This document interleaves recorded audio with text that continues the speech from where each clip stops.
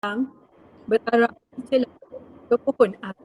Pemanis kalam selama awal bismillah pembuka bicara. Selamat datang semua para hadirin yang ada di Meet pada pagi ini. Terima kasih atas kesudian menyertai latihan kita pada hari ini. Tanpa kita buang masa, kita menjemput panel pertama kita, Cik Muhammad Rizwan Ibrahim, pensyarah kanan Fakulti Pengurusan Maklumat, untuk menyampaikan ulasan nikah beliau pada pagi ini. Cik Rizwan dah bersedia ke?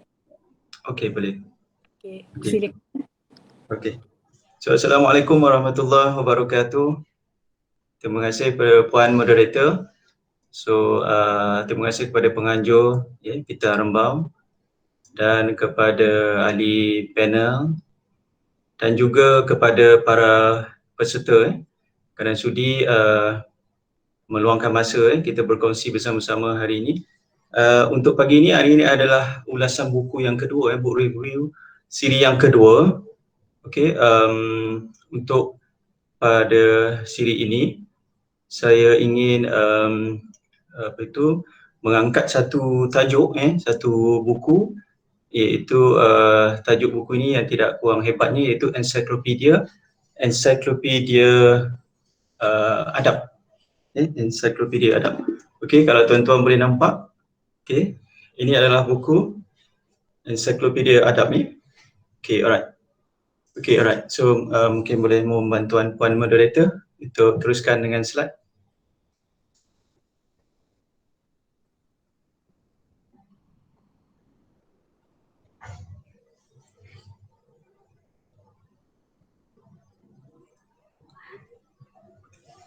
Okey, untuk siri yang kedua ini, saya membawa satu buku berkaitan dengan adab, iaitu ensiklopedia adab. Buku ini ditulis oleh Datuk Haji Muhammad Zakaria. Datuk Haji Muhammad Zakaria, iaitu antara pengarang ataupun penulis yang tidak asing di bawah penerbitan Telaga Biru Sinar Berhad lah. So sedikit latar belakang pengarang ataupun penulis. Datuk Haji Muhammad Zakaria ni dilahirkan di Rembau, di Negeri Sembilan, iaitu pada tahun 1955. Beliau adalah seorang motivator, seorang master trainer, CEO dan pelbagai lagi lah sukarelawan dan sebagainya, dan banyak menerbitkan buku-buku yang membawa impak kepada komuniti. Antara saya sedikit berkongsi sedikitnya kejayaan penulis, iaitu antaranya adalah berjaya menerbitkan, kalau anda semua dapat ingat, antara buku yang memberi impak dan kesan kepada kita semua, iaitu buku bertajuk Indahnya Hidup Bersyariat, karya almarhum Tuan Guru Datuk Ismail Kamus. Saya difahamkan buku itu telah terjual sehingga 1 juta naskah. So antara kejayaan beliau juga adalah menghasilkan menerbitkan buku ensiklopedia solat. Ensiklopedia solat ini terjual 400,000 naskah. So sebab itulah saya memilih buku bertajuk ensiklopedia adab untuk kita berkongsi bersama-sama pada pagi ini. So kita teruskan slide seterusnya. Mengapa adab? Mengapa adab? Dari segi tajuk ini, kalau kita berkaitan dengan ulasan buku, mungkin rasanya ramai yang tidak mahu mengambil kisah tentang adab. Tetapi kalau ikutkan adab ini adalah satu perkara yang amat penting, kalau saya boleh berkongsikan bersama-sama dengan anda semua pada pagi ini, iaitu sebenarnya roh adab ini telah ditiup ke jiwa junjungan besar kita Nabi Muhammad SAW sebelum keputeraan baginda lagi. Jadi bayangkan, roh adab ini telah ditiupkan sebelum keputeraan lagi. Sebelum dilahirkan, roh adab ini sudah ditiupkan. Jadi sebab itulah kalau penulis dalam buku ini menyimpulkan Rasulullah SAW itu sebagai raja segala adab. Okay, dalam halaman yang pertama, beberapa halaman yang terawal ini telah dinyatakan oleh penulis. Okey, seterusnya. Okey, antara buku ensiklopedia adab ini, antara dasar ataupun intipati yang berkaitan dengan adab-adab yang hendak dibincangkan telah disusun mengikut subjek-subjek tertentu, tajuk perkara tertentu. Contohnya kalau anda boleh lihat di sini, iaitu adab berkaitan kehidupan seorang Muslim, adab tentang bersuci, perapian diri dan juga menjaga panca indera, adab menjaga kebersihan rumah tangga, adab guru, pelajar dan guru. Saya sebutkan beberapa yang ada di slide dia. Adab guru dan pelajar, adab kepimpinan, adab kepimpinan pun ada disentuh, adab kemerdekaan dan hak asasi manusia, dan banyak lagi. So itu antara beberapa perkara dan antara bila tajuk perkara itu akan ada sub topik, apa topik-topik yang berada di bawahnya. Contohnya adab kepimpinan, penulis juga menceritakan tentang adab seorang pekerja atasan, adab pekerja bawahan, bagaimana hendak mengendalikan mesyuarat, itu di bawah kepimpinan dan sebagainya. Dan tak kurang juga adab pengurusan masa, adab pengurusan masa dan kepimpinan itu ini adalah bagaimana kita nak mengurus masa dan sebagainya. Jadi buku ini digarap dengan gandingan ilmu dan adab. So kalau para pembaca berminat untuk mendapatkan buku ini, saya rasa buku ini agak, kalau istilah saya katakan, agak berbaloi untuk digunakan untuk sisi keluarga. Dan saya praktikan untuk keluarga saya, iaitu mungkin satu malam saya menggunakan satu slot untuk menceritakan adab-adab kepada anak-anak, isteri dan sebagainya. So itu antara panduan-panduan yang disarankan oleh penulis sebagai kita boleh gunakan. Sama juga kita sebagai seorang pensyarah, mungkin ada para akademik di sini. Sebelum kita memulakan kelas, kita juga boleh berceritakan tentang adab, adab guru dan adab pelajar. Jadi minggu pertama, kedua, ketiga itu adalah sesuai untuk diceritakan tentang adab. Kerana ilmu dan adab ni mesti digandingkan, dia mesti seiring dan sejalan. Kalau siapa yang mengikuti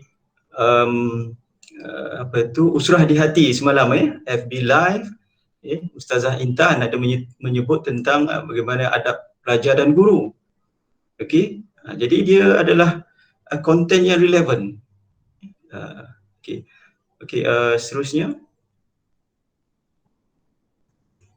Ciri-ciri menarik buku ini, kalau saya dapat kongsikan sedikit antara ciri-ciri menarik buku ini, saya melihat antara faktor-faktor yang membuatkan mungkin para pembaca berminat untuk mendapatkan atau berinteraksi lagi dengan buku ini, iaitu buku ini telah digarap dengan gandingan, anda boleh refer di slide juga, digandingan dengan isi kandungan itu, konten buku ini dengan aspek-aspek adab dan berkaitan dengan aspek ilmu pengetahuan, contohnya psikologi, sosiologi, pendidikan dan juga falsafah moden. Itu antara yang menarik, sebab dia berkaitan dengan kehidupan kita seharian, apa yang kita lalui seharian. Dan antara faktor yang lain juga, seperti buku-buku yang lain juga, dia dihiasi dengan foto, gambar raja, peta minda, carta jadual dengan berkesan. Ini adalah untuk, bagi saya dapat melihat untuk dia mudah untuk difahami, diingati dan diamalkan. Itu yang perkara yang penting, sebab untuk ilmu ini, untuk kita faham, kita nak amalkan. Yang amalkan itu agak sukar untuk kita perolehi. So selain daripada itu, antaranya adalah bahasanya begitu mudah, tidak ada perkataan-perkataan yang bombastik. Adab ini dirangkumi dengan kolektif, komprehensif, dirangkumi dengan sesuai dengan target audience tersebut. Selain daripada itu, antara kekuatan buku ini juga, kalau kita bercakap tentang autentik, kesahihan dan sebagainya, adab-adab ini telah dirujuk melalui sumber-sumber nakli, sumber-sumber nakli iaitu nas daripada Quran dan hadis, itu adalah tunjangnya, dan juga adalah hujah dari segi akli yang rasional. Logik akal ada di situ. Apabila kita bertanya soal iman, yes, betul iman, tetapi logik akal itu ada di situ. Mana ada kesinambungan dekat situ. Itu antara beberapa cici menarik buku inilah. Okey, seterusnya. Okey. Di awal permulaan halaman, penulis membicarakan tentang ilmu dan adab ini, iaitu diceritakan dulu itu adab penuntut ilmu. Adab penuntut ilmu ini adalah penting. Saya selalu memberi nasihat kepada para pelajar saya, bila nak menuntut ilmu mesti ada adab. Sebab itu saya selalu share di minggu pertama, kedua, ketiga, ceritakan tentang adab dulu. Kalau para peserta ataupun peserta pada kali ini, kalau kita membaca buku-buku manuskrip ataupun kitab-kitab lama, sebelum mereka menukilkan atau memberi suluhan sesuatu konten tersebut, mereka bercerita tentang adab dulu. Itulah adab penuntut ilmu, iaitu kalau yang menuntut ilmu ni mesti berusaha bersungguh-sungguh, ada kegigihan ditunjukkan, kegigihan, berusaha bersungguh-sungguh. Selepas itu, bagaimana ilmu ataupun adab ini hendak diamalkan. Bagaimana nak menerapkan dalam menuntut ilmu tu mesti ada adab itu. Itu antara ciri-ciri untuk penuntut ilmu. Itu dinyatakan di halaman awal dulu. Di muka surat, di halaman awal lah. Dan kalau kita bercakap tentang ilmu dan adab ini, mesti digarap seiring, iaitu ilmu dan adab ni dia mesti bergerak seiring, digarapkan seiring. Dan tuan-tuan dan puan-puan, kalau anda tengok mengapa dia perlu seiring, kerana di situlah bila ilmu dimulakan dengan adab, di situ ada keberkatan. Apa maksud keberkatan? Saya tidak ulas panjang lah, cuma sedikit saja nak tahu takrifan keberkatan, iaitu keberkatan ini bila sesuatu nilai tambah ataupun kebaikan yang bertambah. Tetapi kebaikan bertambah bagaimana? Kebaikan yang bertambah lebih dekat kepada Allah. Jadi ilmu yang kita dapat ini mesti kita menjurus dekat kepada Allah, kepada Tuhan. Itu intipatinya. Jadi ilmu yang pelajar dapat ini dia seharusnya digunakan, diamalkan untuk mendekatkan kepada Allah. Sebab ada ilmu yang tidak bermanfaat. Saya tak uraikan panjanglah ilmu tak bermanfaat dan sebagainya. Sebab itu ada doa untuk kita mendapat ilmu bermanfaat dan amalan yang diterima dan sebagainya. Ini penulis ataupun pengarang berjaya untuk membangkitkan, menggarapkan ilmu dan adab itu di peringkat awal. Kita slide seterusnya. Antara chapter beberapa elemen-elemen yang konteks itu, konten itu saya bawa kerana konten ini dekat dengan kita. Contohnya adab menggunakan gadget. Kalau siapa ikuti FB Live semalam, etika di dalam social media, Puan Nisha kita semalam membincangkan etika berkaitan dengan penggunaan social media. Itu ditulis, dinukilkan oleh penulis di muka surat 84. 84 contohnya. Adab guru di muka surat 279, adab pelajar di muka surat 283. Dan juga tidak kurang juga adab menangani fenomena alam di muka surat 409. Dan banyak lagi contohnya. Even adab berjoging, berjalan, berlari, adab memakai cermin mata pun ada diceritakan. So ni adab ini adalah adab yang selalu kita berhadapan, ya, kehidupan seharian kita, tapi kita gagal untuk mengamalkan dia. Banyak lagi lah yang dekat dengan kita. So saya huraikan sedikit. Guru dengan pelajar tu sebab dekat dengan saya lah, dengan fenomena alam, lebih lagi kita dengan pandemik COVID-19 ini, bagaimana kita nak buat. Okey, ialah contohnya nak pergi tandas berapa ribu kali dah kita pergi agaknya kan, tapi adakah kita menjaga adab? Simple saja. Okey, itu yang lebih dekat dengan kita lah. Okey, slide seterusnya. Okey, persoalannya utama sekarang ini, jadi mengapa saya mengangkat buku ini, sebab adab ini dengan ilmu dan adab ini dia ada seiringan. Jadi persoalannya bagaimana kita nak mengamalkan dia. Okey, so kalau ada ilmu tidak diamalkan, dia seperti kalau istilah tu pokok, dia rindang tapi dia tidak berbuah. Contoh begitulah. Okey, inilah persoalan dia. Okey, so sama-sama mungkin kita boleh berinteraksi lagi dengan buku ini, mengetahui, menggali lagi adab-adab yang kita ingin mempelajari secara lebih mendalam. Okey, seterusnya. Okey, ini aidat. Saya percaya ramai yang telah mendengar aidat ni.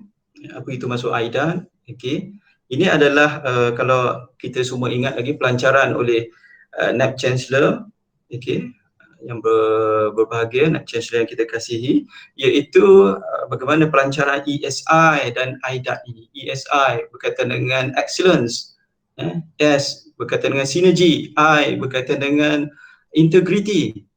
Itu adalah nilai untuk organisasi, ESI tadi yang saya sebutkan tadi.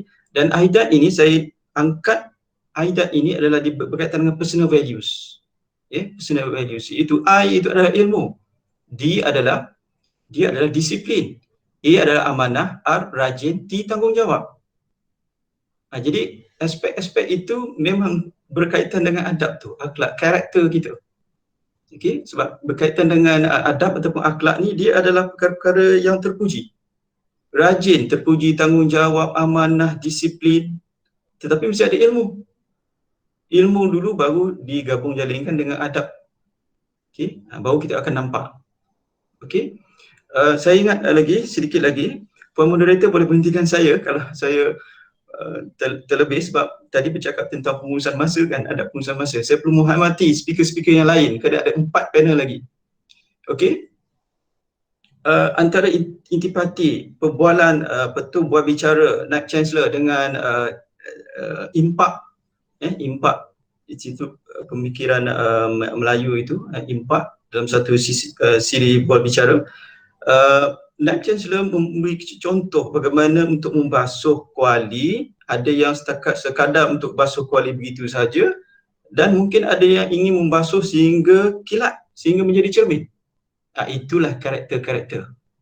Okey, berkaitan dengan personal values. Okey, seterusnya.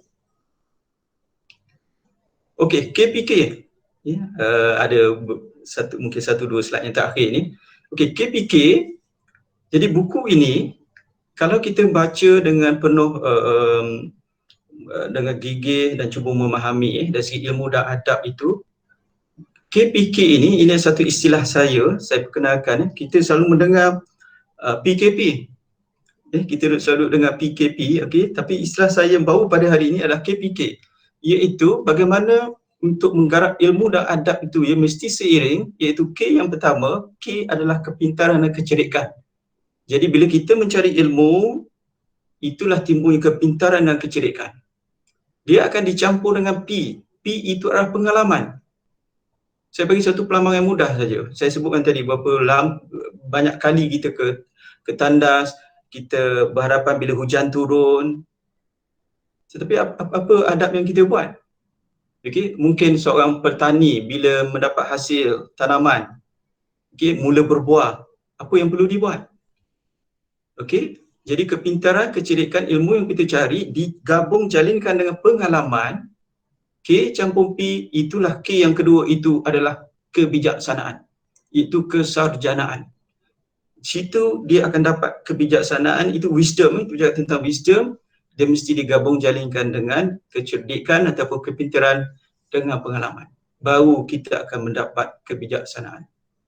Okey, so buku ini digarapkan untuk kita lebih-lebih sebagai seorang Muslim, bagaimana kita nak menggarap kehidupan kita daripada mungkin kita tidur pada malam tu sehingga kita celik pagi, menjalani kehidupan seharian sehingga kita tidur balik pada malam nanti. Okey, so itulah antara sedikit perkongsian saya kerana masa tidak begitu banyak kan untuk kita katakan lagi, ada 4 speaker lagi, saya menghormati pengusaha masa itu. Okey, so saya rasa itu setakat itulah perkongsian saya, buku ensiklopedia adab. Okey, terima kasih Puan Moderator. Kembali kepada Puan Moderator.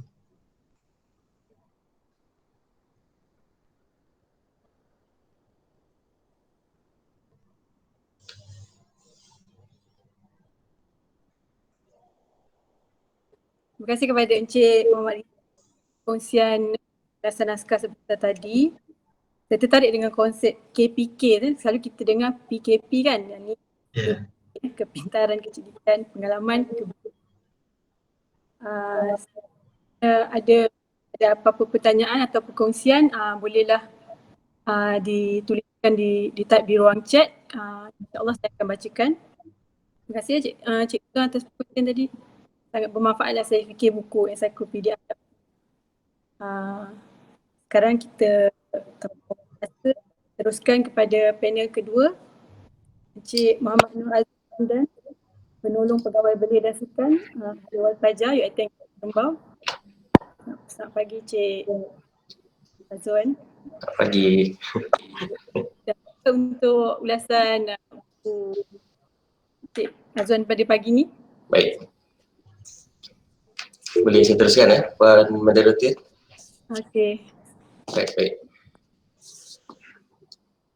Jadi Assalamualaikum warahmatullahi wabarakatuh. Selamat pagi, salam sejahtera, salam Jumaat. Pertama sekali bersyukur kita kehadrat Allah Subhanahu Wa Taala dengan limpah kurnia dan izinnya dapat kita bersua di dalam alam maya ni untuk perkongsian ilmu. Saya nak ucapkan juga terima kasih kepada pihak PITA atas jemputan untuk sharing pasal book review buku yang saya telah baca. Jadi saya teruskan dengan slide yang pertama, boleh Cik Malaysia?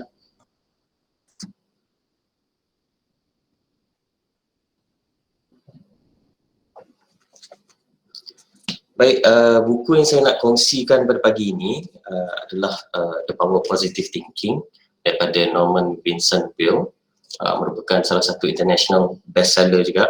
Ini buku dia, dia size pocket lah, so boleh dibawa ke mana saja. Teruskan dengan next slide Cik Malaysia. Baik, sedikit pengenalan berkenaan tentang penulis dan juga buku. Macam saya dah maklum tadi, penulis dia adalah Norman Vincent Peale.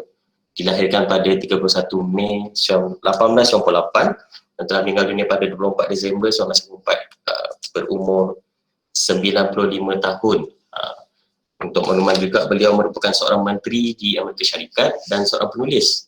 Memandangkan beliau ni lahir pada zaman-zaman Perang Dunia Kedua, beliau juga diangkat dan diiktiraf sebagai seorang religion leader pada masa itu. Itu saya tak nak ulas panjang juga. Boleh tengok dia punya Wikipedia tentang Norman Vincent Peale ni. Antara dia punya anugerah tertinggi yang pernah dia dapat adalah Presidential Medal of Freedom pada tahun 1984, 10 tahun sebelum beliau meninggal. Baik, kita teruskan dengan buku pula. Buku dia yang ni, balik dulu slide. Betul. Okey, buku dia dipublish pada tahun 1952, iaitu pada bulan Oktober. Buku ni ada banyak publisher. Jadi kalau kita tengok dekat internet, dia ada macam-macam dia punya cover. Buku ni kalau tak ada cover, itu fake. So boleh dihapuskan lah. So dia kena jual ada cover. Alright. Macam saya cakap tadi, international bestseller, lebih 5 juta salinan terjual. Buku ni ada 318 muka surat dan 17 tajuk utama. Jadi dalam buku ni, apa yang kita akan dapat kalau kita baca, kalau kat belakang ni ada lebih kurang dalam 7 info. Tapi daripada kefahaman saya, ada 5 yang saya boleh ringkaskan daripada pemahaman saya, apa yang kita akan dapat pada pembacaan kita. Yang pertama, kita kena percaya diri sendiri dalam apa jua yang kita lakukan. Yang kedua, ia boleh membina satu tenaga yang kuat untuk mencapai impian dan tujuan kita. Yang ketiga, mengurangkan kerisauan dan mencapai kehidupan yang tenang. Yang keempat, meningkatkan hubungan peribadi dan profesional kita. Dan yang kelima, kita akan lebih berbuat baik kepada diri sendiri. Baik, dalam buku ni ada lebih kurang banyak sebenarnya idea-idea utama dia, tapi hari ni saya nak share dalam 7 ke 8 saja idea utama dia. Mungkin boleh terus ke next slide, Puan Mansha. Okay, ini 3 yang pertama. Idea-idea yang saya boleh keluarkan daripada buku ni. Yang pertama adalah percaya diri sendiri. Kenapa percaya diri sendiri ini boleh membawa kepada kejayaan? Okey, dalam buku ni dia cakap pasal kita ni baru dapat kerja, tapi kita dah berfikir kerja tu fit tak dengan kita, sesuai tak dengan kita, orang suka tak dengan kita. Padahal kita tak masuk lagi. Tapi dalam buku ni dia bagi tahu kita kena positif pada penerimaan awal-awal lagi, penerimaan kerja kita itu, untuk mengelakkan kita berfikiran secara negatif. Once kita percaya kepada diri kita, insyaAllah, sebab orang cakap positive thinking ni bring positive result. Macam saya bagi contoh macam semalam lah. Semalam saya buat program kayuhan, ada yang tak percaya boleh kayuh sampai ke Pekan Rembau. So kat situ orang kata dia percaya dia boleh sampai, dia memang sampai ke Pekan Rembau dan patah balik ke Pekan Rembau. Itu salah satu kejayaan yang boleh dibanggakan lah untuk siapa yang berjaya semalam. Dan lagi apa yang kita boleh rungkaikan dalam percaya diri sendiri ni,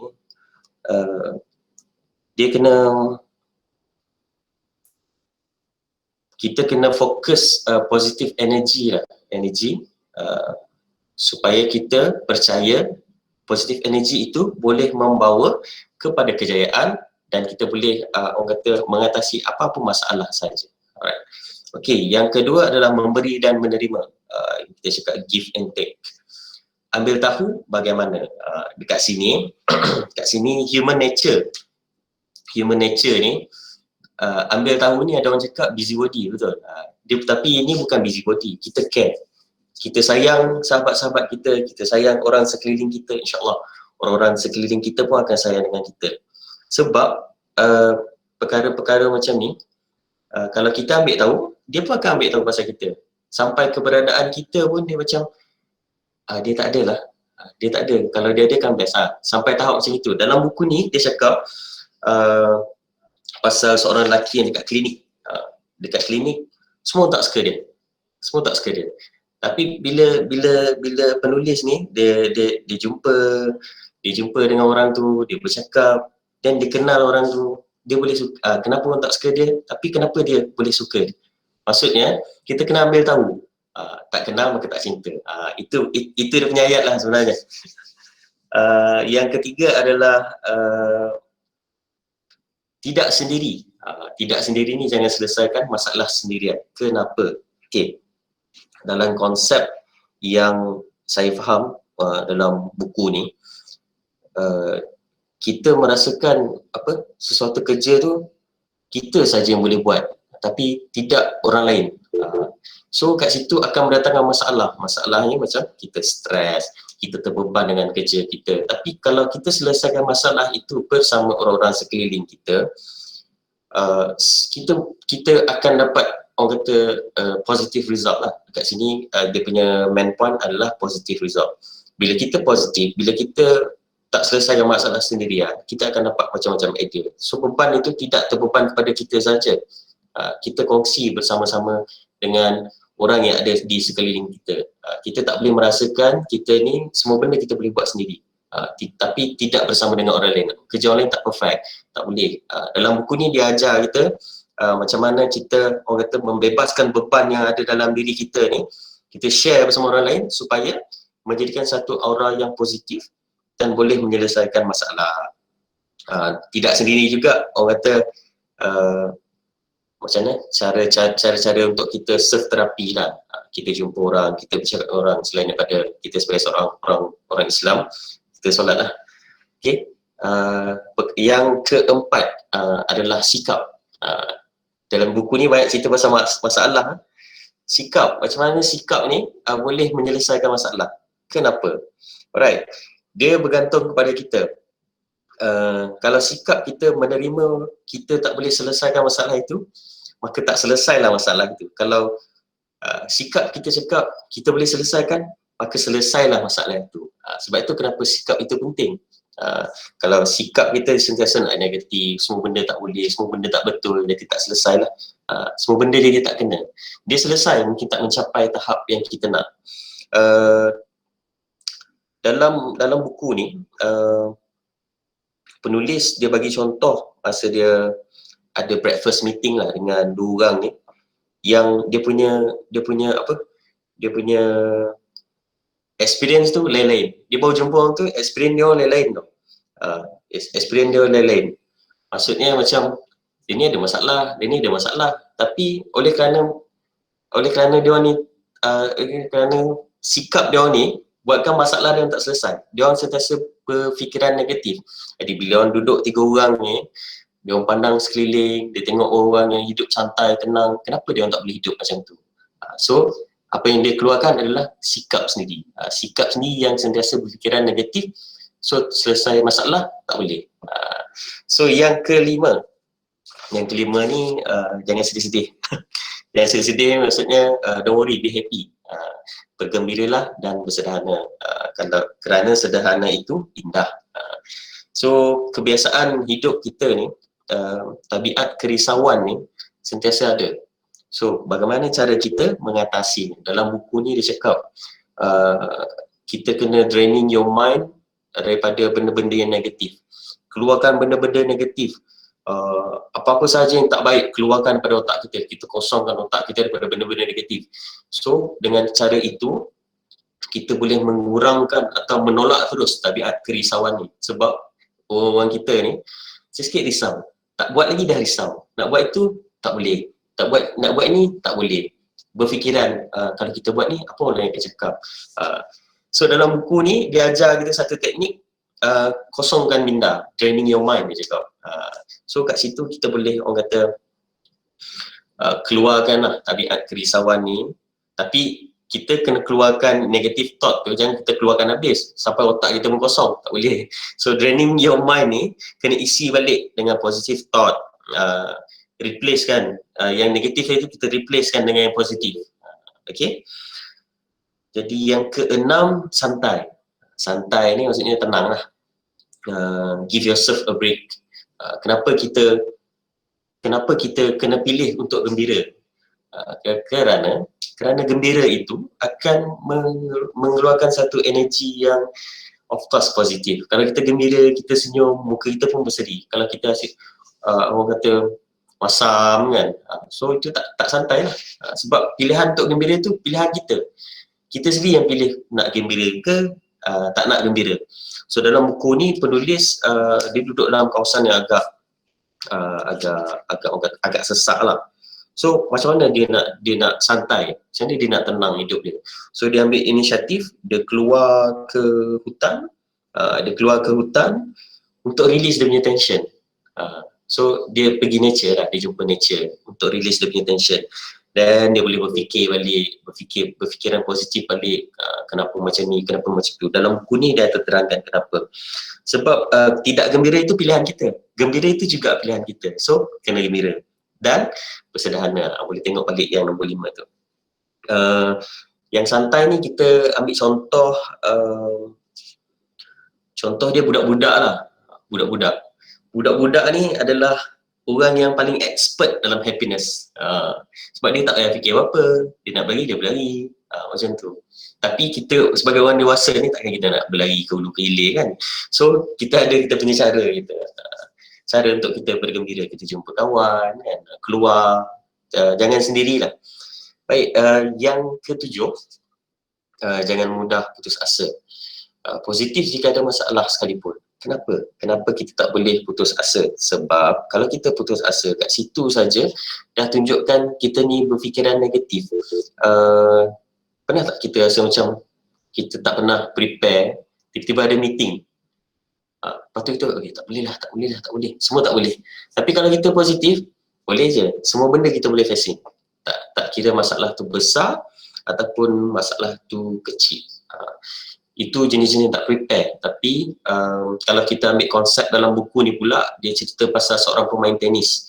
Nama dia Pancho Gonzalez. Dalam buku ni dia cakap, dia kurang lah kalau siapa yang nak sukan ni, Pancho Gonzalez ni tak adalah famous mana pun pada tahun 1940. Tapi contoh dia ni, dia adalah seorang contoh yang kurang lah. Dia kurang skill player, tapi dia boleh hadap best player pada masa tu. Sebab apa? Sebab positif. So dia punya positif tu boleh fight juga. Dia punya, orang kata, walaupun dia tak ada skill tapi dia positif. Dia memang ada teknik lah, semua player kena ada teknik. Tapi bila dia add on dengan positif tu, dia boleh buat. Dia boleh hadap apa saja dia punya lawan. Okay. Yang ke-8 ataupun yang terakhir ni adalah physical dan mental. Dan juga jiwa kita lah, body and soul. Terapi diri. Kenapa? Terapi diri ni penting. Sebab badan kita ni, orang kata, badan kita ni, kita tahu bila dia sakit, itu tanda dia komplain. Dia komplain kepada kita. Kita pun tak tahu apa ubat dia. Dia komplain saja tapi dia tak bagi ubat. Sebab ubat dia ada kat siapa? Ubat dia ada dekat kita sendiri. Iaitu terapi diri. Macam kita seorang orang Muslim, dan agama lain pun ada dia punya kepercayaan. Kita kena ni lah, mohon pada Tuhan, minta pada Tuhan.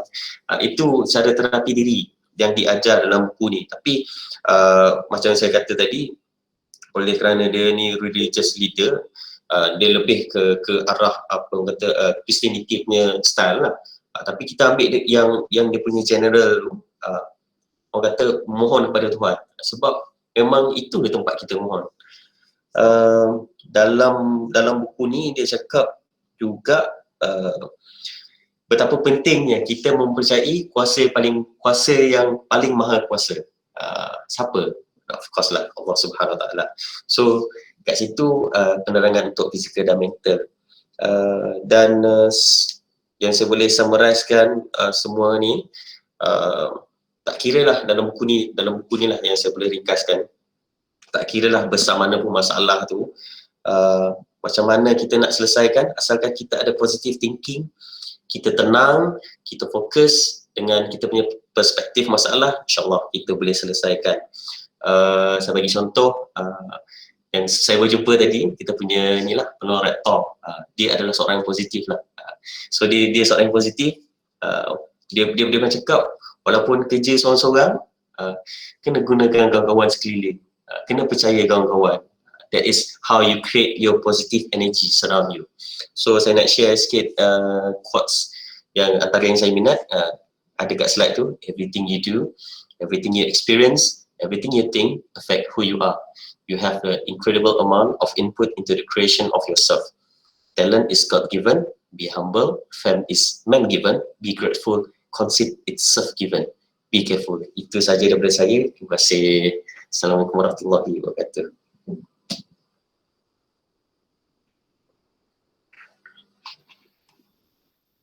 Okay, terima kasih Cik Azwan atas perkongsiannya. Saya kira sangat bermanfaat lah.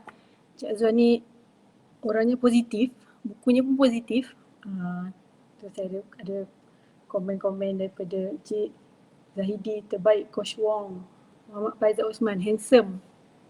Cik Zulkama, terbaik Wong. Okay, kalau ada pandangan ataupun pertanyaan, nak boleh share lah dekat chat. Okay, tanpa melengahkan masa lagi, kita menjemput panel kita yang ketiga, Encik Nadia Yahyaudin, pensyarah Akademi Pengajian Bahasa. Cik Nat. Okay, Cik Nat tak dengar suara. Cik Nat. Okay, testing. Dengar suara? Okay, minta maaf tadi saya mute mikrofon saya. Okey, ya Allah ya Tuhanku. Sebenarnya ini adalah kali pertama untuk saya membuat book review. Dengar ke? Dengar suara? Dengar. Dengar Okey. Okey, jadi saya agak nervous sebenarnya, tapi pertama sekali saya akan cuba untuk tidak menjadi terlalu nervous. Dan hari ini saya akan mulakan dengan ucapan terima kasih kepada pihak PITA kerana sudi menjemput saya untuk membuat review buku. Tanpa melengahkan masa, saya akan tunjukkan di kamera buku yang saya baca, tapi tak adalah macam bila baca tu terus berhenti baca. Buku ini ialah buku yang saya kerap baca dari semasa ke semasa untuk memberikan idea dan juga panduan berkaitan dengan cara berkomunikasi, terutamanya bila kita cuba untuk berkomunikasi tanpa perlu bertindak agresif ataupun tidak berkomunikasi langsung. Jadi dekat kamera saya akan tunjuk dulu. Ya Allah. Okey, saya teruskan. Bukunya ialah ini. Nanti saya akan tunjukkan slides untuk konten buku-buku ni. Jadi buku ini namanya Assertiveness. Dalam bahasa Melayu secara dari segi maksud bahasa Melayu ia bermaksud ketegasan diri, tapi ini bukan maksud anda menjadi seorang yang tegas atau garang. Bukan macam tu. Ia lebih kepada anda menjadi orang yang yakin diri dan sentiasa yakin dengan apa yang kita akan buat dan juga dengan cara kita berkomunikasi dengan orang lah. Jadi buku ni kecil saja. Memang buku ni saya selalu baca sebelum tidur. Kadang-kadang kalau saya perlukan idea macam mana untuk berkomunikasi dengan rakan sekerja dengan lebih berkesan tanpa perlu mewujudkan konflik tertentu, saya akan cuba baca buku ini dan cuba bayangkan macam mana saya nak bercakap dengan rakan sekerja saya lah. Okay. So sekarang saya nak minta kepada semua peserta book review kita pada hari ini, saya akan tunjukkan satu situasi daripada buku ini. Jadi buku ini sebelum anda baca dengan lebih mendalam, buku ini memerlukan anda untuk menganalisis sama ada anda seorang yang pasif ataupun agresif ataupun seorang yang kalau ikut ayat orang putih ni lah, dia kata assertive. So saya akan tunjukkan slides. Cik Lisha, Puan Lisha, saya akan tunjukkan slide di sini sekejap ya.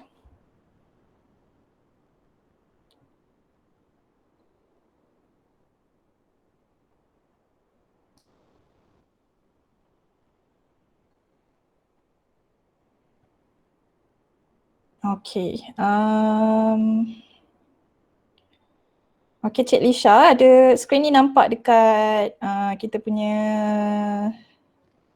webinar sekarang ni? Nampak ya? Nampak. Nampak slides ni ya? Okay. So, okay, untuk pendengar ataupun peserta webinar pada hari ini, okay, di sini saya ada satu situasi yang ada 5 situasi yang kita perlu jawab sebelum kita teruskan membaca buku kecil ni. Ini dalam bahasa Inggeris, tapi tak apa, saya akan cuba translate atau memudahkan pendengar ataupun peserta lain untuk memahami.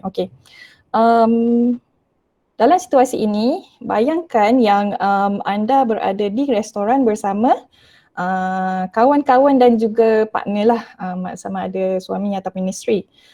Semasa anda sedang menikmati hidangan, tiba-tibalah contohnya, bukan saya minta tapi mungkin partner ataupun boyfriend atau girlfriend ke cuba memberi komen-komen yang kurang menyenangkan anda depan kawan-kawan lah sambil makan kan. Jadi bagaimana anda react ataupun bertindak? A, tak cakap apa-apa. B, anda marah partner anda dan minta partner anda untuk diam lah. Kalau ada bahasa Inggeris dia tulis ni tu faham lah bahasa kasarnya. C, act as if nothing has happened. Okay, macam ni contohnya kita macam diam je sepanjang masa kawan kita, kawan ataupun partner kita cakap benda-benda yang tidak menyenangkan, tapi bila balik you mengumpat partner ataupun kawan you dengan orang lain. Ataupun D, pada masa partner ataupun kawan you sedang membuat komen-komen yang tidak menyenangkan tu, terus tanya ada buat salah ke? Dan cuba explain ataupun terang kepada dia yang apa yang kawan ataupun partner cakap tu kurang menyenangkan hati kita lah. So untuk pendengar dan juga peserta pada hari ini, kalau boleh cuba pilih satu option yang ditunjukkan di sini lah. Kalau saya, terus terang saya katakan biasanya saya akan pilih C sebab saya pun tak ada macam nak directly bercakap dengan orang tu, sebab saya lebih kepada diam dahulu. Itu saya lah. Tapi buku ini memberikan gambaran mengenai tingkah laku kita, sama ada kita ni pasif ataupun agresif ataupun assertif lah, seperti D. Okey, contohlah kalau anda pilih A, saya rasa semua orang dah buat pilihan, jadi kita teruskan. Okey, kalau anda pilih A, anda ialah seorang yang pasif. Maknanya anda terima benda yang negatif tapi anda tidak cakap apa-apa. Itu pasif. Kalau pasif, ini adalah salah satu tingkah laku yang tidak digalakkan oleh penulis. Sepatutnya kita lebih assertif lah. Kalau tak pasif, jika anda pilih B, directly aggressive. Maksudnya di sini anda, secara dalam bahasa Melayu saya boleh cakap sebagai kasarlah dari segi tingkah laku. Terus bagi tahu apa yang tak suka. Bertindak dalam keadaan yang marah lah. So kalau bila anda marah, anda directly aggressive. Kalau C, indirectly aggressive. Bukan bertindak agresif semasa perkara yang buruk itu berlaku pada anda, tapi anda cakap belakang. So ini pun tidak digalakkan oleh penulis untuk anda buatlah. Sepatutnya anda memilih D, di mana anda ialah seorang yang assertif ataupun seorang yang tegas dengan diri sendirilah. Bukan tegas dengan orang. Assertif ialah lebih kepada tegas dengan diri sendiri. Okey, saya teruskan. Okey, now untuk buku dan penulis, okey, ini ialah buku yang saya selalu baca. Tak adalah setiap malam, tapi kadang-kadang bila saya rasa saya perlukan lebih idea untuk berkomunikasi dengan orang dengan lebih baik. Jadi buku ni tajuknya ialah Introducing Assertiveness, a Practical Guide. Memang buku ini ditulis untuk memberikan tips dan teknik bagaimana untuk berkomunikasi dalam keadaan yang tegas, tapi bukan dengan cara yang agresif. Dan penulis buku ini ialah David Bonham Carter, life coach dan penulis self-help topik. Beliau juga adalah seorang social worker di UK dan beliau telah membantu ramai orang di UK untuk membantu mereka lebih kepada memperbaiki tingkah laku mereka lah, daripada pasif kepada assertif ataupun daripada agresif kepada assertif. Dan beliau juga banyak menulis buku-buku berkaitan dengan cognitive behavioral technique. Maknanya ini CBT ni ialah salah satu terapi untuk orang yang memerlukan bantuan dari segi tingkah laku. Okay, so saya teruskan. Okay, pada penulis, soalan yang ditanya dalam introduction ataupun dalam bahagian introduction lah, iaitu assertiveness ialah how you act in a relationship. Maksudnya di sini bagaimana anda bertindak dalam hubungan dan juga bagaimana berkesannya kita berkomunikasi dengan orang lah. So seterusnya, pada penulis, memandangkan penulis adalah seorang life coach, bila kita menjadi orang yang tegas dengan diri kita sendiri, ada sebab kenapa kita buat dan juga kita buat atas sebab respect. Respect kepada dua orang, iaitu diri kita sendiri dan juga respect kepada orang lain.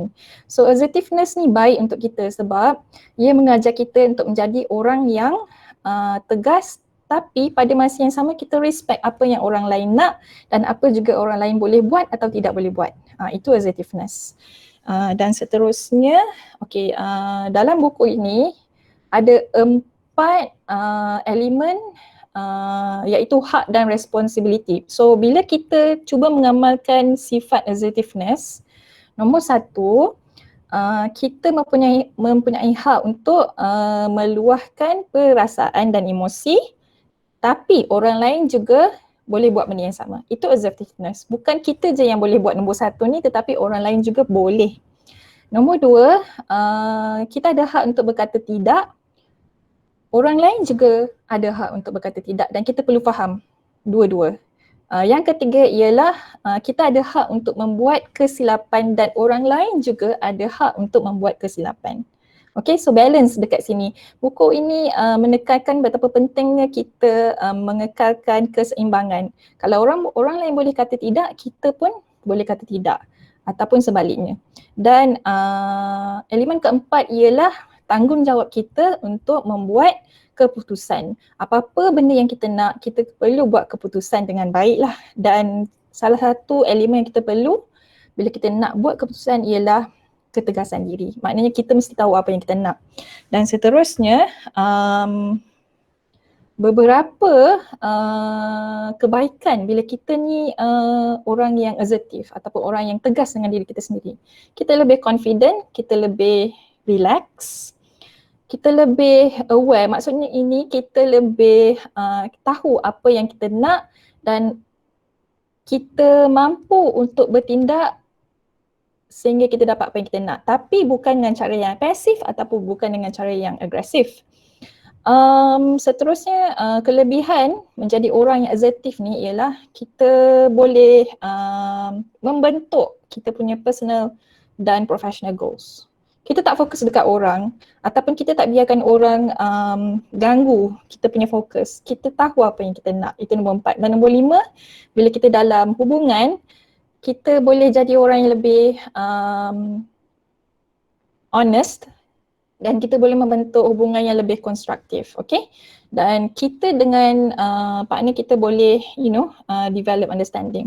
Okay, biar saya cepat sikit ya, sorry ya, lambat ni, okay. Berdasarkan buku ini, tingkah laku ada 3 bahagian, sama ada kita adalah seorang yang pasif ataupun agresif atau kita assertif. So buku ini dia menekankan bahawa kalau anda seorang yang pasif, berdasarkan soalan tadi, anda perlu belajar beberapa teknik untuk mengurangkan pasif tu. Bukan tak ada langsung tapi kurangkan. Kurangkan tingkah laku yang pasif. Ataupun kalau kita ni jenis yang agresif, buku tersebut memperkenalkan beberapa cara untuk kita menjadi orang yang lebih assertif daripada agresif lah. Dan seterusnya, okay, now untuk bahagian-bahagian dalam slide ni, okay, ada 7 bahagian. Pertama ialah yang saya perkenalkan tadi, rights and responsibilities. Bahagian kedua ialah cara berkomunikasi dengan efektif. Seterusnya cara untuk menjadi orang yang tegas. Ada 7 teknik di sini. Saya akan tunjuk sikit sekejap lagi. Bagaimana mengubah tingkah laku yang pasif.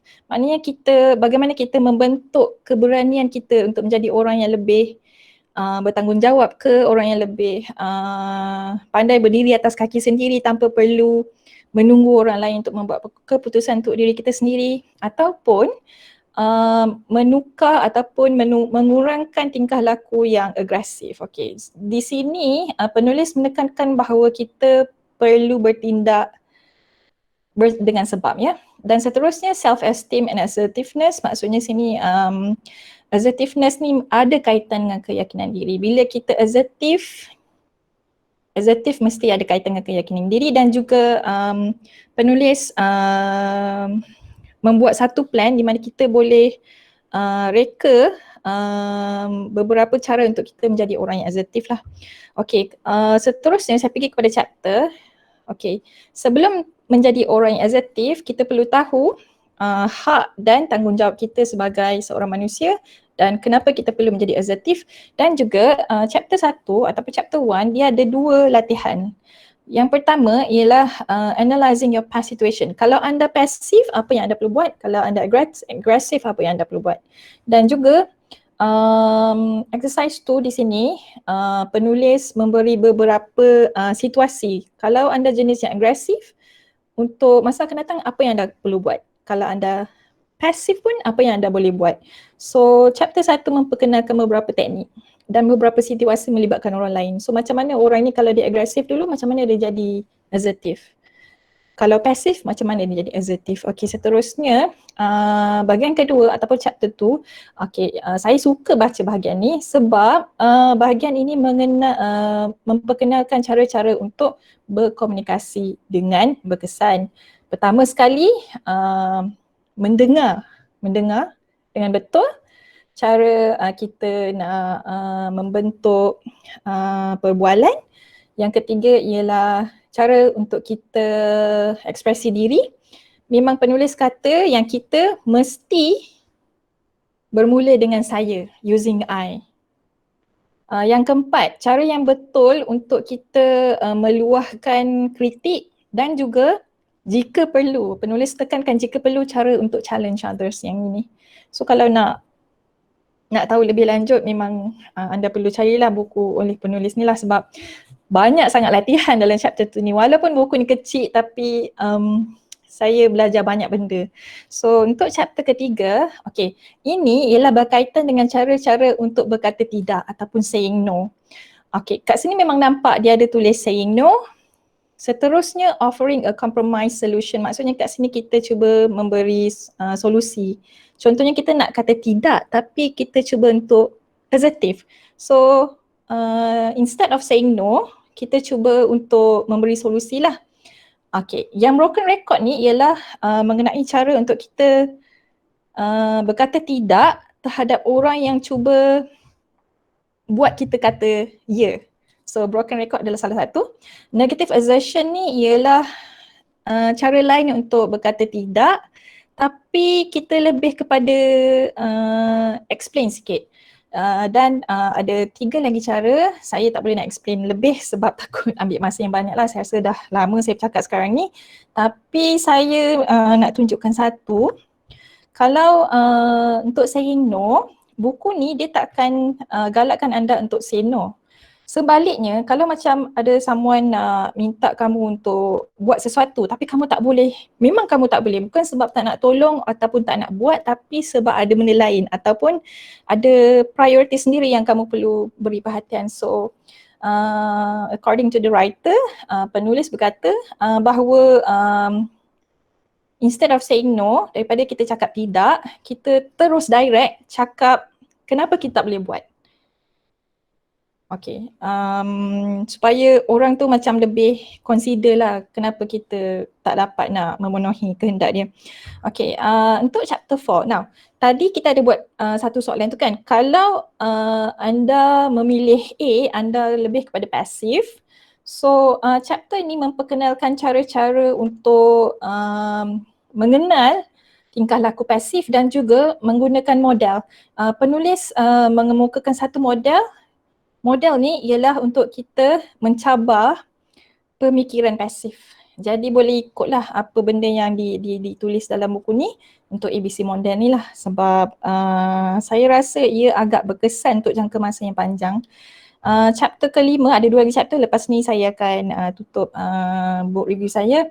Chapter kelima ialah menukar tingkah laku agresif kepada tingkah laku assertif lah. Daripada kita garang ataupun kasar sangat dengan orang, dengan cara kita bercakap ataupun dengan cara kita bertindak.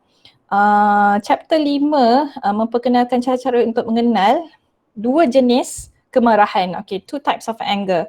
Whether are we having, are we being angry because, and is it healthy or is it unhealthy? So penulis memperkenalkan 2 jenis marah lah. Sama ada marah sebab memang layak untuk marah ataupun marah macam suka-suka hati je marah ataupun not suka hati, more like kita tak dapat nak control perasaan kita. Kita rasa macam marah sangat.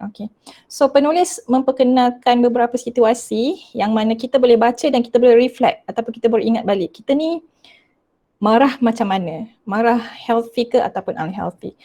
Dan yang kedua, chapter ini memperkenalkan cara-cara untuk menganalisa unhealthy anger lah. Dan yang terakhir dalam buku tersebut, yakin diri dan assertiveness lah. Self-esteem ni satu bahagian, salah satu tingkah laku yang life coach ni nampak semasa beliau membantu pesakit-pesakit dekat UK ialah limiting beliefs. Kita selalu cakap yang kita ni tak boleh buat sesuatu lah. Contoh kalau yang saya nampak dalam buku ni, limiting beliefs ni bila kita contohnya kita fikir I won't succeed. Itu contoh ayat lah, aku tak boleh buat ni. So pada penulis itu ialah limiting belief. Bila kita mengehadkan kepercayaan diri kita, kita makin kurang assertif. Kita akan makin lama makin jadi pasif. Macam tu. Kalau kita selalu cakap yang diri kita ni, aku ni bodoh, I am stupid. Itu salah satu cara, itu salah satu tingkah laku yang mengurangkan keyakinan diri lah. Jadi pada penulis, self-esteem perlu dibentuk, perlu sentiasa dibentuk. Dan buku ini memperkenalkan beberapa cara untuk mengurangkan limiting belief. Kita tak boleh memberhentikan diri kita daripada berfikir, tapi kita boleh membuat beberapa cara untuk challenge. Maknanya untuk kita berfikir macam kita punya speaker sebelum ni, berfikir kepada lebih positif ya. Dan itu sajalah book review saya pada hari ini. Saya memang suka buku ni sebab terutamanya untuk ekspresikan komunikasi dengan orang lain. Memang saya sentiasa balik pada buku ni untuk pastikan yang saya boleh deal dengan beberapa situasi. Oh okey, di sini saya ada nampak soalan. Okey. Hello Professor. Hello Dr. Angeline. Yes, you're welcome. Puan Rabita, boleh nanti kita pergi pilih sama-sama ya. Dan Cik Syaiful Hisham Saleh, bolehkah Puan kongsikan teknik verbal tingkah laku yang sesuai digunakan untuk memberikan maklum balas kritis kepada rakan sekerja di tempat kerja? Okey, saya tak boleh beri secara direct macam mana kita nak respon kepada kawan yang kritis. Tapi buku ni dia ada share beberapa situasi. Kalau kawan kita kritis, kita nak buat macam mana? Untuk Encik Syaiful, tak silap saya ada satu bahagian saya baca, bila kawan kita kritis, kita dengar dulu dan baru respon. Dan respon kita ialah selalunya kita, yang saya belajar daripada buku ni, salah satu ialah maybe apa yang kita boleh buat bila kawan kita kritik kita, kita cepat-cepat analisis. Jangan defend diri kita dulu, kita fikir dulu, dia ni cakap macam ni, kenapa ya? Aku ada buat macam ni ke? Macam tu kita fikir. Jadi bila kawan kritik kita diam, kalau kita rasa kita tak buat benda tu, buku ni mengatakan kita tak perlu balas balik. Sebab lebih elok kita diam dan nilai diri kita dulu. Dan selalunya kalau kalau buku ni mengatakan kalau terlalu kritik, sebab saya nak tunjuk ada satu situasi tapi a bit panjang lah Encik Syaiful, kalau Encik Syaiful berminat mungkin boleh dapatkan buku ni lah. Buku ni senang je, saya beli di MPH ataupun kedai-kedai buku biasa lah yang boleh Encik pergi. So minta maaf ya, saya tak dapat jawab dengan lebih jelas ya untuk soalan Encik Syaiful. Okay, itu saja presentation saya untuk hari ini. Saya minta maaf jika bahasa saya kurang elok semasa saya present buku ini. Okay, terima kasih ya. Sama-sama Cik Nat. Cik Syaiful tanya soalan tu, nanti kita beli buku ni untuk Pita Seremban ya. Cik Syaiful daripada Pita Kampus Seremban. Okay, saya kira buku tu sangat menarik sebab macam mana kita mengatakan tidak tanpa menggunakan perkataan tidak. Macam tu Cik Nat ya? Saya fikir, okey. Tanpa membuang masa lagi, kita menjemput panel keempat kita, Puan Nurbani Nordin, pembantu pustakawan kanan dari Pita Kampus Kuala Pilah. Satu-satunya wakil dari Kampus Kuala Pilah. Dijemput Puan Nurbani.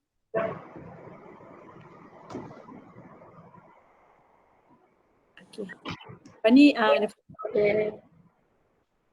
ulasan naskah buku kita pada pagi ni. Okay, Assalamualaikum warahmatullahi wabarakatuh. Terima kasih Cik Moderator, Cik Malisha. Okay, kerana menjemput saya daripada Kuala Pilah. Okay, hari ini saya tak ada slide tapi saya akan menceritakan tentang buku yang bertajuk Indahnya Hidup Bersyariat. Nampak tak? Okay, nampak. Nampak suara slide. Okay. Okay. Ni bukunya Indahnya Hidup Bersyariat. Buku ni yang Encik Rizwan kot dekat saya tadi cakap terjual sebanyak 1 juta naskah. Okay, saya tak nak, buku ni saya tak nak ulas panjang tapi buku ni sangat menarik bagi saya sebabnya dia merupakan panduan untuk diri sendiri dan keluarga dalam menjalankan fardu ain untuk masyarakat dan fardu ain dan fardu kifayah lah. Okey, buku ni ditulis oleh Ustaz almarhum Ustaz Datuk Haji Ismail Kamus. Diterbitkan pada tahun 2009, buku yang kat saya ni lah. Tapi sekarang ni tak tahulah dah terbitan yang keberapa pun saya tak tahu. Okey, dalam buku ni ada 7 bab. Bab pertama menceritakan tentang syariat kelahiran. Okey, macam mana kita memberi khabar gembira tentang kelahiran bayi, macam mana cara-cara nak menyambut kelahiran bayi. Dan bab kedua menceritakan tentang pendidikan awal kanak-kanak, cara kita untuk mendidik anak kita. Bab yang ketiga menceritakan tentang syariat berkaitan remaja. Okey, bab yang keempat tentang fardu ain asas. Lepas tu yang kelima tentang munakahat hukum perkahwinan. Yang keempat tentang syariat dalam bermasyarakat. Dan yang ketujuh adalah sunat-sunat harian sepanjang masa. Okey, buku ni saya jadikan bab yang saya nak saya nak cerita satu bab lah dalam buku ni yang saya sangat-sangat tertarik nak cerita pada hari ni, iaitu bab solat.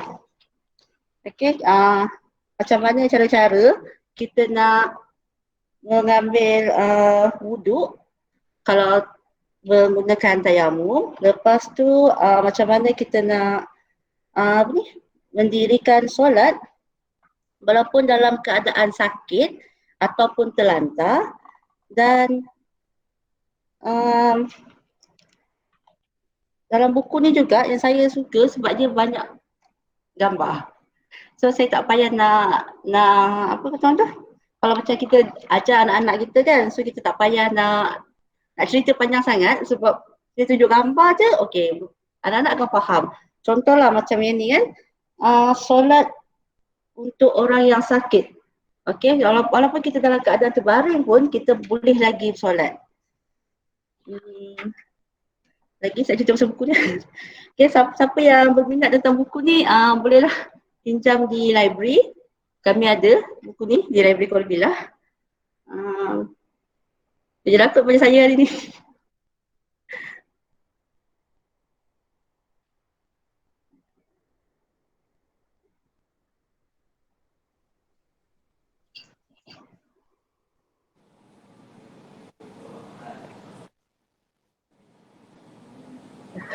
Saya puan.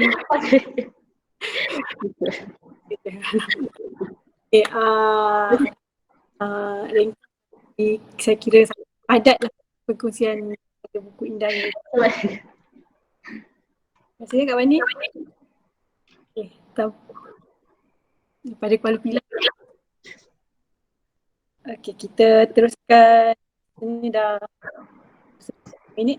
Kita kepada Syaril, pensyarah pengajian Islam Kontemporari UiTM Kampus Rembau. Puan Saila. Ya. Okey.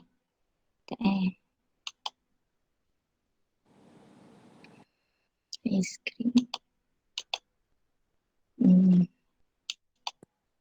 Okey, bismillahirrahmanirrahim. Assalamualaikum warahmatullahi taala wabarakatuh. Tidak, saya share screen. Kamera. Oh, okey.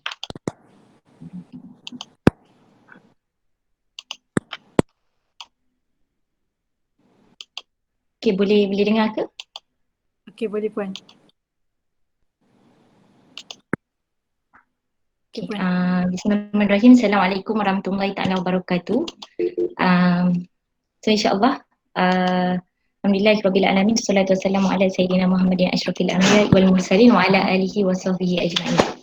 Qala rabbi shrah li sadri wa yassir li amri wahlul 'uqdatam min lisani yafqahu qawli, amma ba'd. Alhamdulillah, so insyaAllah saya mengucapkan terima kasih kepada Pita kerana menjemput untuk berkongsi mengenai sebuah buku yang bertajuk Seni Berfikir yang Hilang.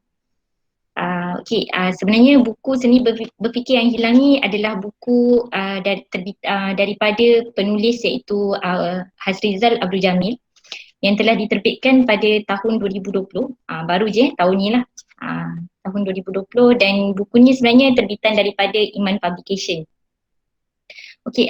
Kenapa saya memilih buku ni? Sebab sebenarnya buku ni sebenarnya paling lama yang saya nak buat. Selalunya saya akan buat setiap buku tu saya akan ada buat ulasan buku lah untuk saya hantar ke mana-mana jurnal ulasan buku. Tapi bila saya pilih buku ni macam sangat lama untuk saya baca, dan dia sangat kompleks lah untuk diterjemahkan dalam bentuk penulisan.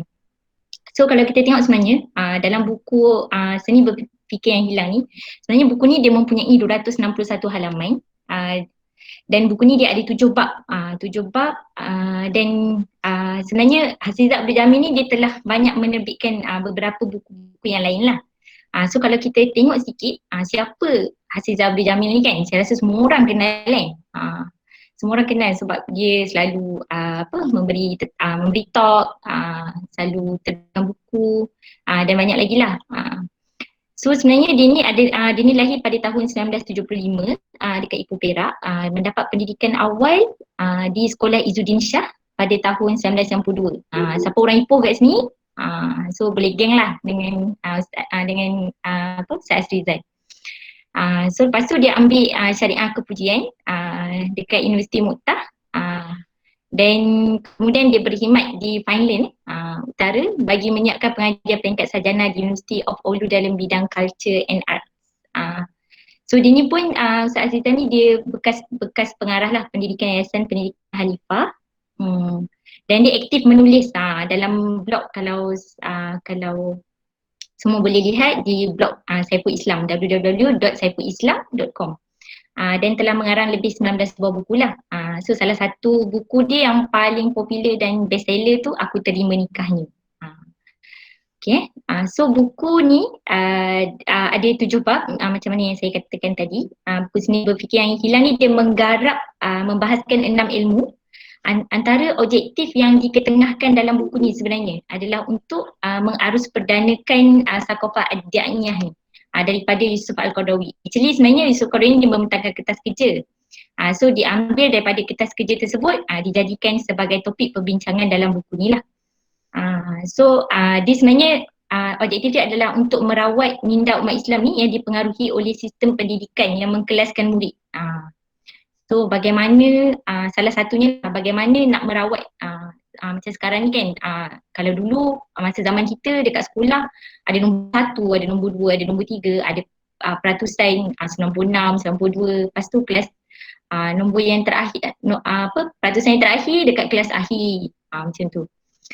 Jadi dia menitik beratkan sebenarnya juga tentang asas ilmu tu dulu, sebab ilmu tauhid ni dia menggabungkan sebenarnya agama, sains dan dalam sunnatullah. So yang pertama, bila kita tengok dalam buku ni, bab yang pertama membincangkan tentang As-Saqafah Ad-Diniyah. As-Saqafah Ad-Diniyah ni bermaksud ilmu agama. Dibincangkan tentang ilmu agama. Contohnya seperti ilmu Al-Quran, ilmu As-Sunnah, ilmu tasawuf, yang tu dibincangkanlah dalam buku ni. Dan sebenarnya sebelum penulis ni memulakan topik perbincangan dalam buku ni, ada beberapa benda yang di-remind dekat dalam buku ni, iaitu pendakwah sebenarnya Saqafah Ad-Da'iyah sebenarnya pendakwah ni sebenarnya kena ada 3 benda, iaitu dia kena ada 3 bekalan dalam hidup dia, iaitu bekalan iman, bekalan akhlak, dan bekalan ilmu lah. So 3 benda ni kena ada. Sebab dalam buku ni dia bagi analogi. Contohnya kalau kita tak ada bekalan iman. Analogi yang pertama dia bagi ada seorang pakcik ni rumah dia menghadapi musibah banjir. So dia pun telefon. Dia telefon untuk mendapatkan bantuan. Tapi bantuan kata dia boleh sampai dalam masa 2 jam. So pakcik ni yakin yang dia boleh bertahan selama 2 jam. Tapi keyakinan tu, dengan keyakinan tu dia bertahan dengan 2 jam. Analogi yang kedua, ada seorang CB ni pula menghadapi musibah banjir. Tapi bila dia telefon mendapatkan bantuan, tapi dia belum menyatakan location lagi. Tapi bateri phone dia dah mati. So bila bateri phone dia tu mati, dia rasa macam dah tak ada keyakinan tu dalam diri dia. So bila dia tak ada bekalan iman, dia rasa macam tak ada orang yang boleh nak selamatkan dia dan dia pun terjun masuk dalam sungai dan bunuh diri. Maksudnya dia tak yakin yang dia akan bertahan dalam tempoh tu sebab dia tak bagi tahu pun location dekat kepada unit bantuan lah. Tu yang kedua lah, bekalan iman. So kena ada bekalan iman, bekalan akhlak dengan bekalan ilmu. Okey, dalam buku ni juga diberikan tentang ilmu agama lah, tentang ilmu agama, contohnya usul fiqh, akidah, tasawuf dan sistem-sistem Islam. So sebenarnya Hafizah Abdul Jamil ni dia mengetengahkan tentang apa konsep yang Yusuf Al-Qaradawi bawa supaya umat Islam ni mempelajari Al-Quran ni, kerana Al-Quran ni dengan bertajwid. Maksudnya belajar tajwid tu, belajar tajwid yang betul. Kita bukan baca je tapi kita tahu fungsinya. Dengan melihat penjelasan yang diceritakanlah dalam Al-Quran. Maksudnya kita baca, kita tadabbur ayat tu dan kita aplikasikannya dalam kehidupan. Untuk dalam konteks sunnah pula, so dekat sunnah ni kita tengoklah antara benda-benda yang praktikal yang tak ada dalam Al-Quran tapi diceritakan dalam as-sunnah ni. Contohnya seperti bilangan rakaat dalam solat. So kaedah-kaedah ni kita kena tahulah dalam Quran, sunnah dan tasawuf. Tasawuf ni adalah gambaran tentang Islam. Dan buku Seni Berfikir Yang Hilang ni juga dia menceritakan tentang konsep akidah, tasawuf yang mana terdapat di dalamnya juga ada sistem-sistem yang mempengaruhi dalam konteks Islam. Maksudnya Islam ni bukan membahaskan tentang agama semata-mata, tapi dia membahaskan tentang aspek ekonomi, aspek politik, pentadbiran, sistem-sistem Islam tu aspek-aspek pentadbiran lah yang perlu kita tahu dan ikuti.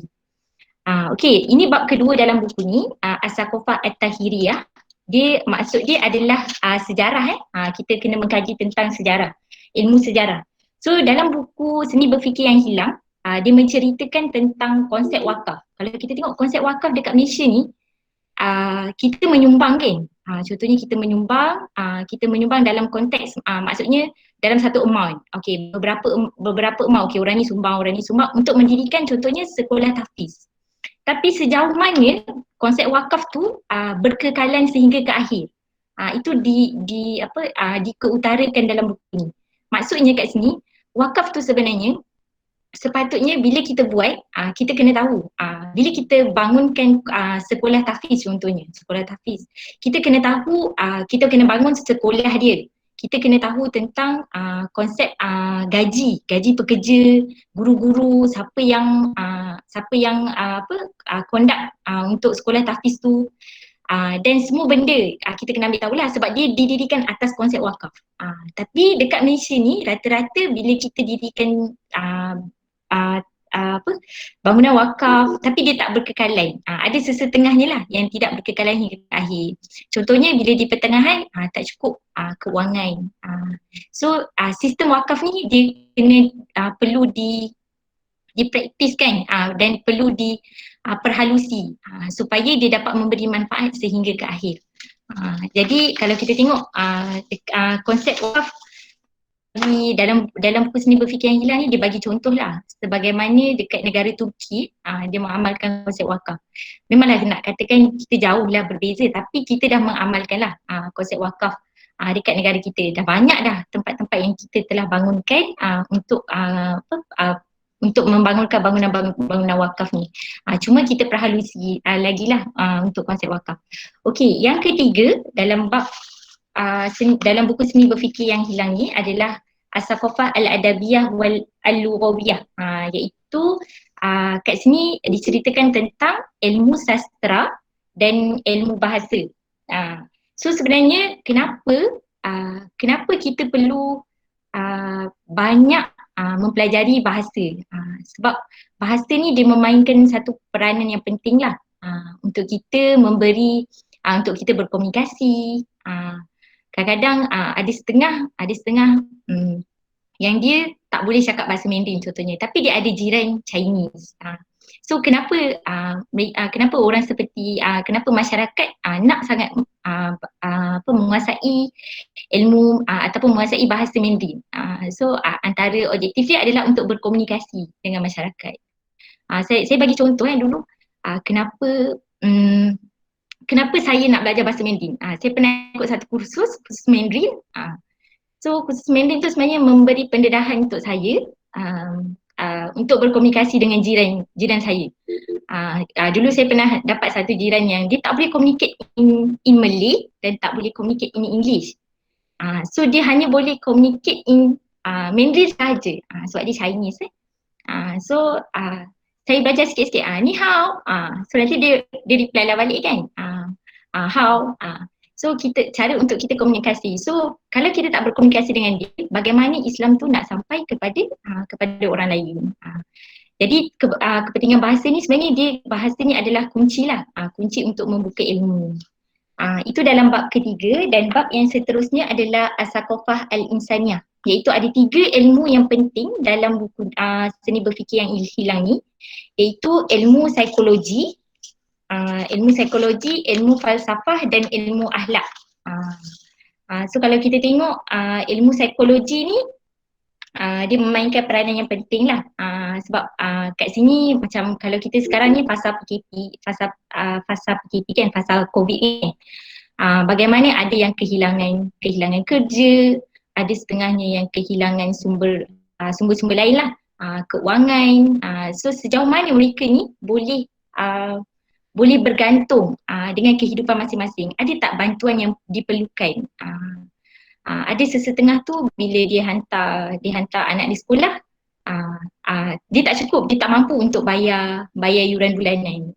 So daripada kewangan tu sebenarnya dia akan efek kepada psikologi dia lah. Dia akan stres dan melibatkan benda-benda yang lain. So dalam As-Saqafah Al-Insaniyah ni, maksudnya ilmu kemanusiaan. So 3 topik ni amat penting lah. Dan ilmu falsafah serta ilmu akhlak. Yang mana ilmu akhlak ni adalah benda yang kita normally kita buat lah hari-hari kan. Dengan cara melayani tetamu, bagaimana untuk berkomunikasi, itu antara benda-benda yang ditekankan lah dalam buku ni. Kalau kita tengok dalam ilmu sosiologi, dalam ilmu ada dikaitkanlah dengan ilmu sosiologi, iaitu ilmu yang mengkaji manusia secara kolektif, kerana cabaran kepada pendakwah adalah cabaran ideologi dan modernisme. So sekarang ni ilmu sosiologi ni pengasas, kalau kita tahu pengasas ilmu sosiologi ni adalah Ibn Khaldun. Ibn Khaldun ni dia dah membuka mata masyarakat dengan kitab dia tentang Al-Muqaddimah, tentang dunia kemasyarakatan. Bagaimana kita nak memahami, nak identify masyarakat ataupun jiran kita. Dan ilmu falsafah ni dia bertujuan untuk mengukuhkan kefahaman tentang pemikiran dan falsafah Islam, supaya dia selarilah dengan agama itu sendiri. Okey, seterusnya adalah ilmu As-Saqafah Al-Ilmiyah. Yang ni adalah ilmu sains. Kita tak boleh kata dekat anak kita yang awak belajar agama je tapi awak tak boleh belajar sains. Kita tak boleh kata macam tu. Sebab benda tu kita memerlukan ilmu sains dan ilmu agama. Dua-dua kita perlukan. So dalam ilmu sains ni, As-Saqafah Al-Ilmiyah ni, dia menitik beratkan kenapa pentingnya untuk manusia ni belajar tentang ilmu sains. Kenapa manusia ni perlu belajar tentang ilmu fizik. dan ilmu kimia. Sebab benda ni adalah benda yang kita praktikkan. Kita tak boleh mengatakan taklah untuk ilmu ni, sebab kita praktikkan dalam kehidupan kita. Contoh, kalau kita tengok contohnya, kalau ilmu sains kan, kalau dekat dalam bidang agama, kita melihat ilmu tauhid. Bila ilmu sains, kalau kita belajar tentang macam mana hujan tu turun kan, macam mana hujan tu turun.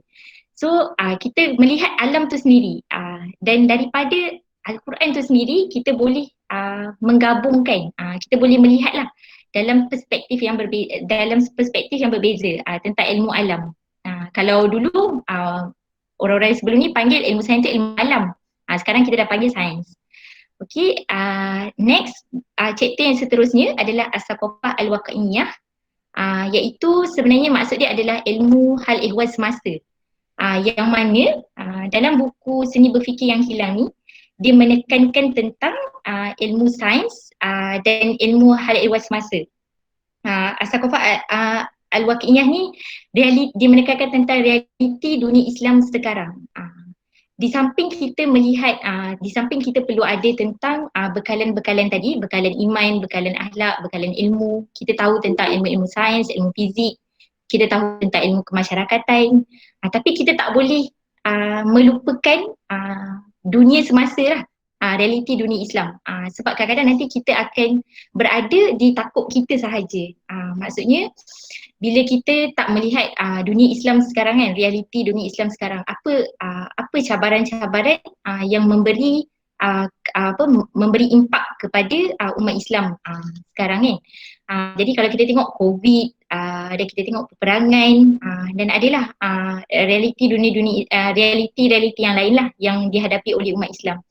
So kita kena memberi ataupun cakna lah tentang ilmu realiti dunia semasa ni, ilmu hal ehwal semasa ni, supaya kita tidak ketinggalan, dengan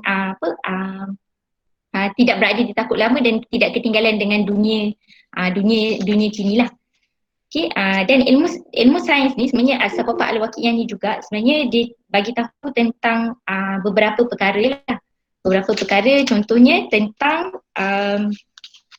pendakwah tu sendiri. Apabila membaca kepada hal ehwal semasa, so kita tak bolehlah nak baca blog semata-mata. Jadi kita bersumberkan, kita tengoklah surat khabar, dan kita tengok berita, dan beberapa naskah-naskah yang lain. Last kali dalam buku Seni Berfikir Yang Hilang ni, dia memberikan tips mengenai pendakwah. So memberikan beberapa tips mengenai pendakwah. Contohnya yang pertama antaranya adalah pendakwah ni tidak boleh tenggelam dalam perincian sejarah, tetapi dia mestilah menumpukan kepada ibrah dan resolusi. So kita kena menumpukan kepada pengajaran lah. Dan yang kedua, pendakwah perlu memiliki kepekaan dan kesedaran sejarah ketika memetik atau memerhatikan sumber-sumber bukan sejarah. Dan tidak tertumpu kepada penguasa sultan, seperti mana kita mendominasi kepada masyarakat. Akhir sekali dia kata tentang furuk ataupun tentang cabang-cabang. Maksudnya bila kita mengusulkan, bila kita belajar tentang ilmu fiqh, tentang ilmu usul fiqh, so kita lebih menumpukan pada perbahasan mengenai perkara tersebut. Dan perbahasan tu membuatkan masyarakat ni jadi bertelaga. Jadi kita sebenarnya kena meraihkan lah. Dia tidaklah menumpukan sesuatu kepada perbahasan, sebab dalam Islam ni dia ada banyak mazhab.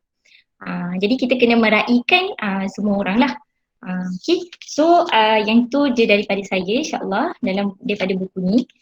So buku Seni Berfikir Yang Hilang ni saya suggest lah untuk dibaca, walaupun buku ni sebenarnya memang membuatkan saya berfikir. Bila saya baca buku ni, dan dia sangatlah lama untuk saya berfikir. Setiap satu bab tu dia memang membuatkan kita berfikir, untuk membahaskan, untuk mengkaji setiap ilmu yang telah dibawa dalam buku ni lah.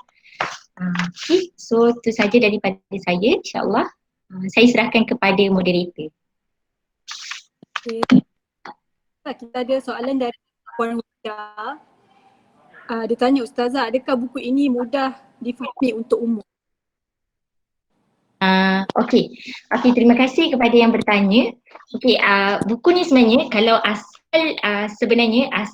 asal buku ni dia daripada kertas kerja lah, diambil pada kertas kerja karangan Syekh Yusuf Qaradawi. Tapi dalam kertas kerja tu sebenarnya dia dalam bahasa Arab. So Ustaz Hazrizal ni dia menterjemahkan kertas kerja tersebut ke dalam bahasa Melayu supaya buku ini sampai kepada masyarakat. So sebenarnya buku ni boleh di-refer lah, boleh di-refer oleh masyarakat yang lain lah, maksudnya didedahkan kepada umum lah. Sebab dalam dia, walaupun dia ada dalam bahasa Arab dia ada dalam bahasa Arab, tapi dia maksudnya term-term yang tadi lah, macam ad-diniyah, al-waqi'iyah, tapi dia memberi, dalam buku ni dia ada menterjemahkan dan dia bagi analogi. Contohnya tentang kalau last sekali tentang ilmu tentang realiti dunia semasa realiti dunia semasa tu dia bagi analogi tentang si A dan si B. Macam mana si A ni menghadapi fasa macam mana dia bertani, tapi si B ni pula dia bertani tapi dia mengamalkan unsur-unsur yang salah, ada riba dekat dalam dia punya konsep perniagaan. So diterjemahkan ke dalam bahasa yang mudah lah. Jadi saya untuk menjawab soalan tadi, so buku ni boleh dibaca oleh umum. Okay. Penjelasan dari Puan Suhaila sangat membantu untuk Puan Wahida. Ada apa, kerana pukul 11.30, ada apa-apa soalan daripada peserta ataupun nak bagi komen ke borang pengesahan program, boleh isi dekat di ruangan chat tu kita ada daripada Puan Nurabita Rauzan. Sekira tak ada apalah, so majlis kita akan macam tadi, saya buka majlis dengan pantun, saya tutup majlis juga dengan pantun. Bunga dedap di atas para, anak dusun pasang pelita. Andai tersilap tutur bicara, jari disusun maaf dipinta.